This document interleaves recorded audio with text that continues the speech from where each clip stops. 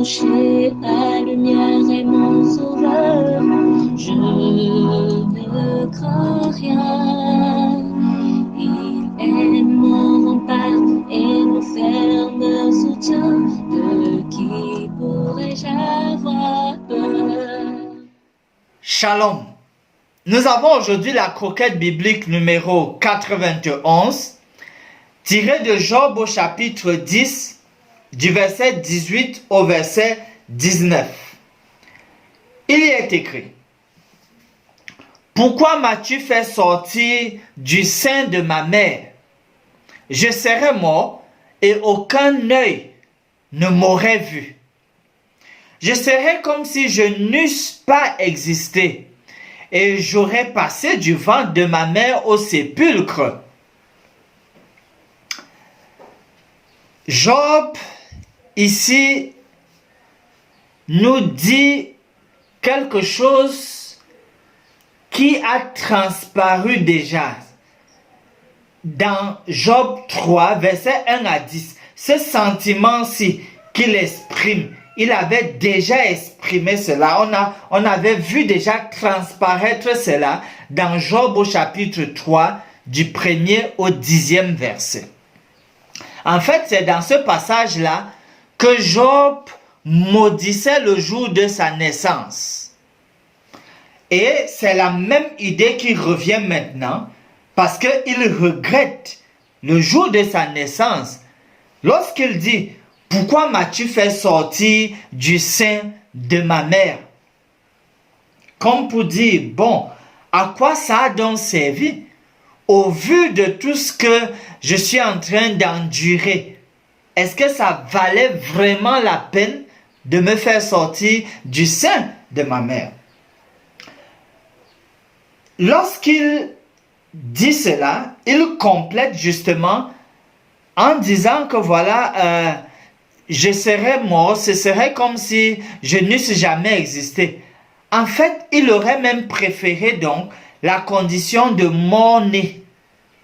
Un mort-né. À peine l'enfant naît que là, à la maternité, là, à l'hôpital, l'enfant décède. Un mort-né. Job aurait même encore préféré cela, puisqu'il dit, voilà, je serais passé du sein de ma mère au sépulcre. C'est l'expression de la douleur.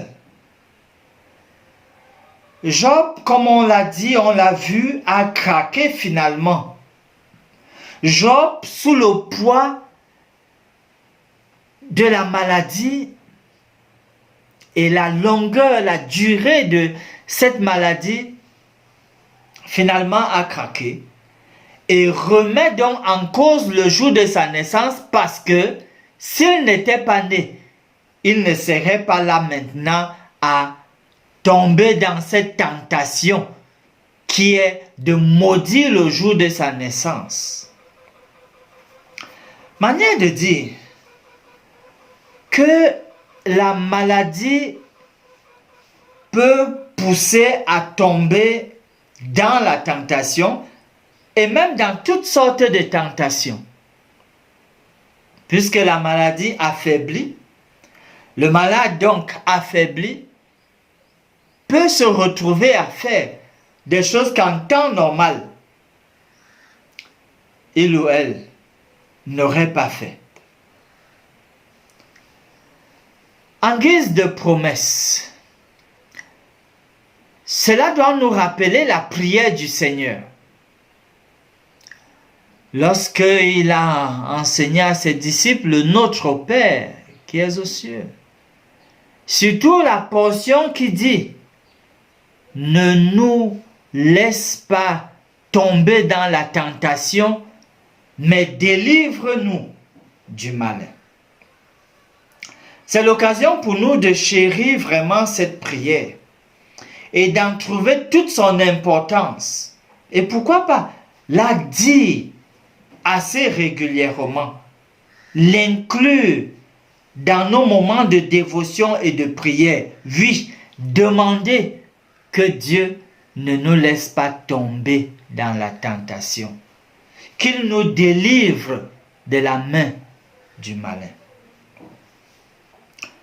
Soyez donc encouragés à dire cette prière, la dire et l'intégrer dorénavant dans vos moments de prière. Finissons par ce mot de prière.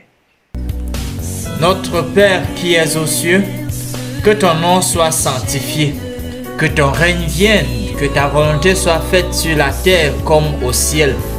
Donne-nous aujourd'hui notre pain quotidien. Pardonne-nous nos offenses comme nous pardonnons aussi à ceux qui nous ont offensés. Ne nous laisse pas entrer dans la tentation, mais délivre-nous du malin. Car c'est à toi qu'appartiennent dans tous les siècles le règne, la puissance et la gloire. Amen.